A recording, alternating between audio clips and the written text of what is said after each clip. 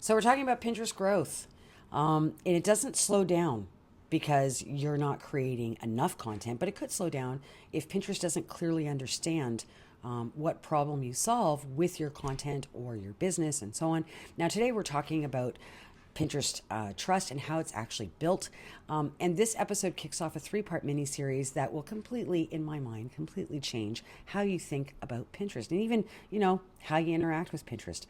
Welcome back to the Pin and Plan podcast. I'm Lisa, longtime Pinterest pioneer and a PBC member or Pinterest business community member. We call it the PBC. And I'm doing this in video today, so hello, this is me. I am the owner and founder of Body, Mind, Mood. Yep, lift and build, because it's all about fitness for me. I love being in the gym, and yes, I do sell these. And I'm also the owner and founder of the Simple Site Lab. I love creating websites and website design on Squarespace, with Squarespace.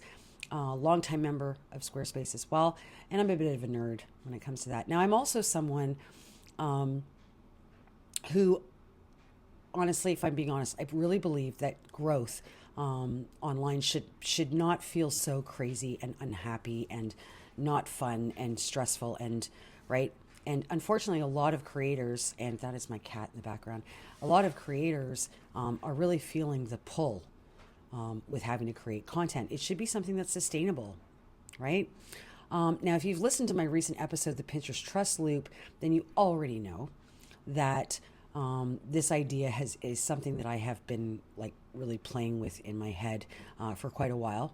And that you also know that Pinterest growth isn't about doing more, right? It's about building trust over time. Now, as a side note, if you see me looking down, it's because I have notes to keep me on point, keep me on track. I don't really like going off the cuff. It makes me feel funny. Now, that episode, the Pinterest Trust Loop, really helped clarify something for me, in that it's what inspired this mini series.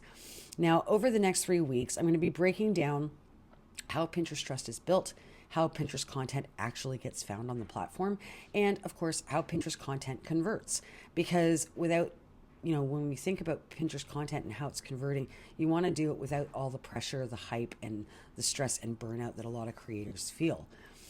So today we're starting with the foundation, trust, right? It's trust. So let me set the framework up here for you and just take this idea, this first idea that I'm going to talk about with you through all of the series and beyond, right? Pinterest is not Instagram, and it's not TikTok, and it's not, right? It is more of a, planning platform, and certainly has evolved into becoming a planning platform. I think, on the onset it was not. It's also a platform where people make decisions. So technically it could be a decision platform, because you go there to find solutions and then you kind of act on those, right? Now, what does that mean? It means Pinterest does not reward the loud and boisterous content creators, the ones that grab your attention for 15 seconds or 20 seconds. And I don't mean that in a negative way, but it's not like that. Pinterest actually rewards more creators and content based on how clear it is, how consistent it is, and if it actually helps to solve a problem or help the pinner or user looking at that content,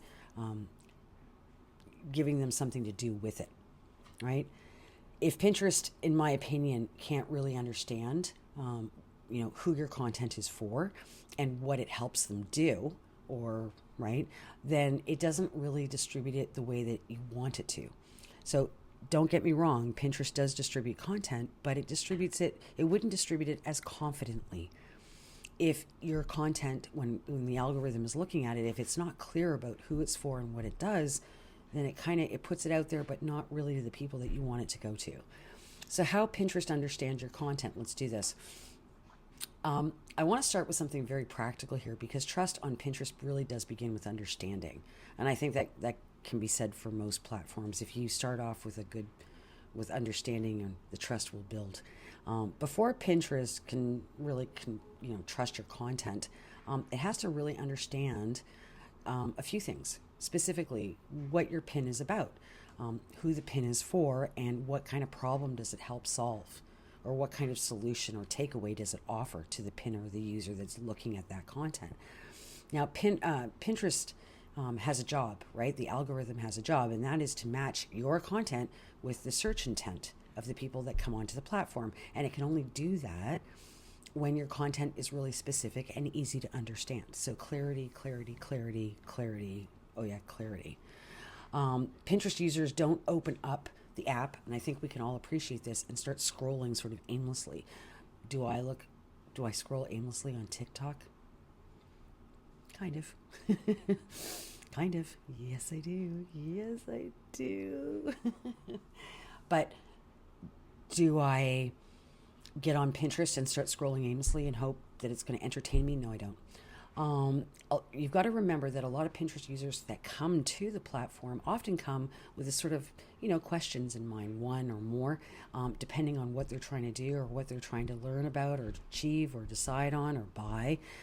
So think of things like, what should I do? Where do I start?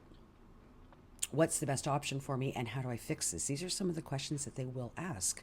And so, you have to be sort of thoughtful about it, right? And think about that from the perspective of the pinners and the users on the platform. Pinterest prioritizes content, technically, in my opinion, that answers those questions in a very clear and thoughtful way. Whether it's through visual pins like video, or like photos, or whether it's through verbal, right? Or if it's, you've got a lot of context, however it's presented, as long as it answers questions clearly, and right, it will prioritize that content. On Pinterest, when you talk about clear understanding of content, what that means is, think of it like this: one clear topic per pin, one clear problem being solved per pin, and one clear result or outcome per pin that the pinner or user, right, however you choose to call them, can take away, right? What it isn't on Pinterest is, for example, inspiration that's vague. So the pin looks inspiring, but you're not quite sure how that matches this. Broad lifestyle messaging, right? We all know the creators that speak to everybody. They want to be everybody to they want to be something to everybody, but they end up creating so much content, and it's so broad that they actually don't help anybody. Just saying. And the presentation in that kind of mindset, like when you're talking about content that isn't clear, it could be presented in any way. It can be video, it can be photos, it can be, right, whatever. There's no set standard for that. When your pin is, easy to understand, I believe Pinterest knows when to show it, right, who to show it to, and which sort of searches it belongs to, right, and it belongs in. It understands it right away. There's certain things that it needs to know in order to do that. Now, clarity, when we're talking about being clear on Pinterest and clear content and all of that, that is really the first layer of trust, right? Because if Pinterest can understand you and you understand what it's looking for, then hey, you've got this kind of like new relationship happening. Once Pinterest starts to understand what your content is and who it's for and how it helps, then the next signal that it watches isn't what you think. It's not comments, it's not likes, but it's, actually saves. More to the point, quiet saves, right? Because people are saving on Pinterest, but engagement on Pinterest, I think most people recognize, is very, very quiet. It's not Instagram. You don't see these likes and, right? It's not like that.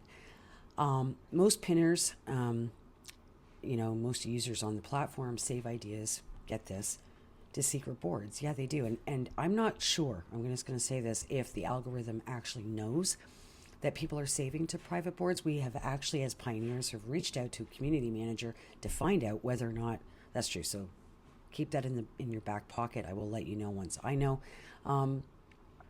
Pinners plan quietly, right? They're doing it unbeknownst to the creators, and they're revisiting the content that they save later, or consistently later. Like they just keep going back to it until they either make a decision, or maybe it's just something they enjoy watching, or whatever it is. But they're saving it, but they're not saving it outwardly. They're saving it privately on secret boards.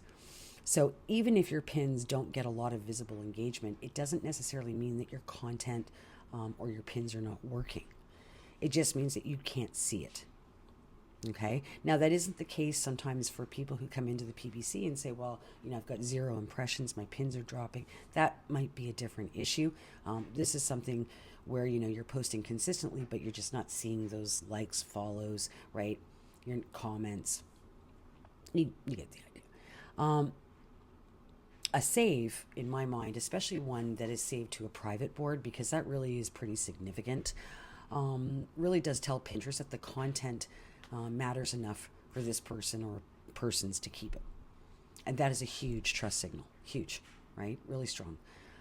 I know that a lot of people look at comments, followers, monthly views, right? They're looking at likes, but those really, at the end of the day, in terms of engagement on the platform, don't have as much of an effect, I believe, as the quiet saves. And remember, when I talk about quiet saves, I'm not just talking about private boards. I'm also talking about people who save off of the platform. So if you notice when you go to a pin, you've got that little share icon.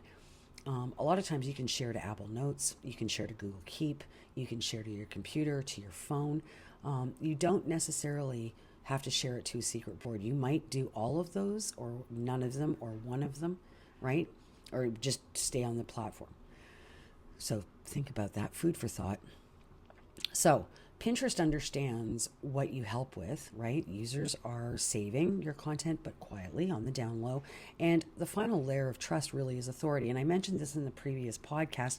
One of the things you really want to try and do, especially in the new year with content that you're creating, is try to become that sort of authority in your niche. And when I say authority, don't think of it as drastic, but someone that people go to for advice on whatever that particular niche is. Pinterest does not rank content based on popularity. Now, if you want to check that out, that's directly right from Pinterest Help. It ranks content based on topic authority.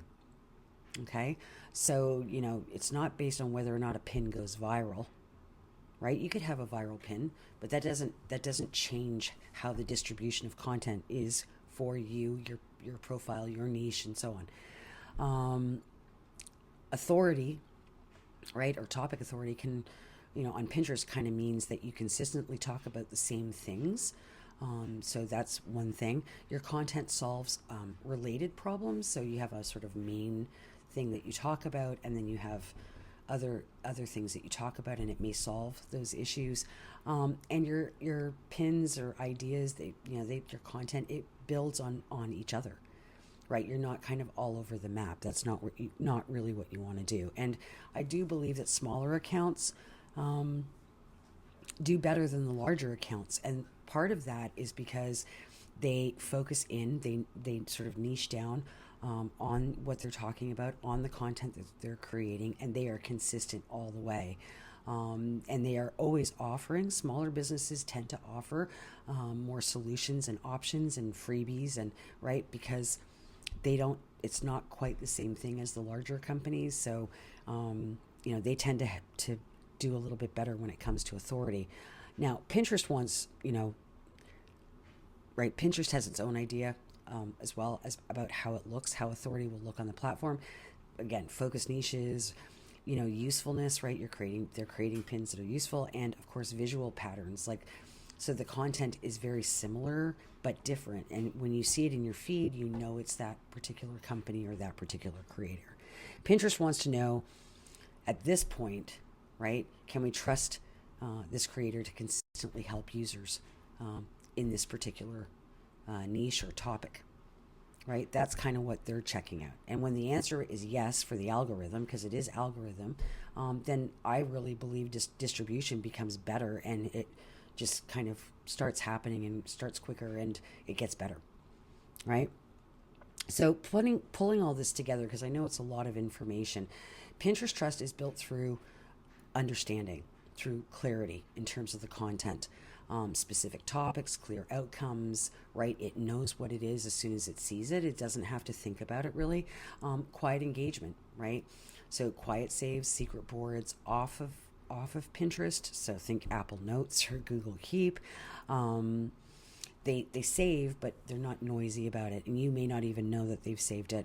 And of course, authority, where you focus in on strategy and outcomes, usefulness, right? You're consistent in your patterns and the sort of how you create content versus going viral, right? Because there are some people who come to Pinterest who just want to be viral. And to my mind, all of this combined is the foundation, right? Everything else sits on top of it, right? So you have sort of trust, but then you have, likes, comments, follows, monthly views, and the like. That all sits on top of that trust. Okay. So next week, we're moving into part 2 of the Pinterest Trust Framework, how Pinterest content gets found. I'll be talking about search first content. Okay. Pinterest SEO without sort of all the hoo-ha and the hype. And making some, and I guess kind of clarifying the SEO, because I know a lot of people really struggle with it. And why being searchable beats being trendy, right? When you come onto Pinterest and you're uploading content, you want to be searchable, right? You don't want to be in the moment. So if Pinterest has ever felt, I guess, unpredictable, confusing, then next week will bring a lot of clarity. So I hope you will join me. And I will be posting, even though it's the holidays, it's Christmas, yay. I will be posting next week and the week after. So listen at your leisure, because of course I know everybody's with families. Now, before I wrap this up, I want to say this, especially as we head into the holidays and towards 2026, because it's wow, 2026. If this episode helped you rethink Pinterest a little bit and how you approach Pinterest with your content, with your business, I would really love to hear from you inside of the business community. Again, you can always find me. Just tag me at Body Mind Mood. I would love to say hello. And as we close, out the year here, I really hope that all of you, those of you who listen, who are joining for the first time, that you give yourself some permission to slow down when it comes to content creation, because I see way too many people being stressed out about it and being really harried about it, and right, slow down, reflect, take a breath, and plan, but don't do it in a frantic way or chaos, like you feel like you've got it and you're rushing, and don't do that. Remember that Pinterest is a long game. Your business is a long game. In 2026, to my mind, I don't think it needs any more hustle, really. I think we've got a lot of hustle going on here. I think it just needs more understanding, a little more clarity. So I'm really grateful that you're here. And for those of you who joined me earlier this year, thank you for supporting me and listening each week. I really appreciate it. I'm excited for what you're building, and I will see you next week. I hope you have a great holiday and a happy new year. Bye for now. See you in the PBC.